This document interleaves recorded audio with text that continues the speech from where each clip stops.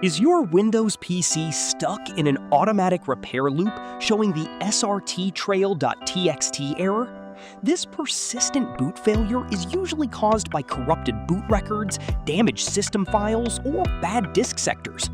Let's go through 4 proven fixes to get your computer booting normally again. Hit subscribe and let's fix it.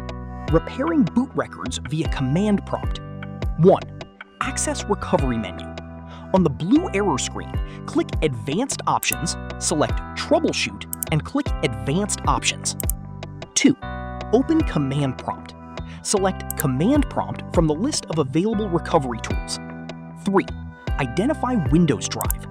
Type bcdedit and press Enter to locate your Windows drive letter. 4. Fix master boot record. Type bootrec/fix MBR and press Enter to locate your Windows drive letter. 5. Fix boot sector. Type bootrec/fix bootret and press Enter to locate your Windows drive letter. 6. Resolve access denied. If access is denied, type bootsect/nt60sys and press Enter, then run bootrec/fix bootret again. 7. Run disk check. Type your drive letter, for example E, and press Enter, then run chkdsk/f/r/x to repair drive errors. 8.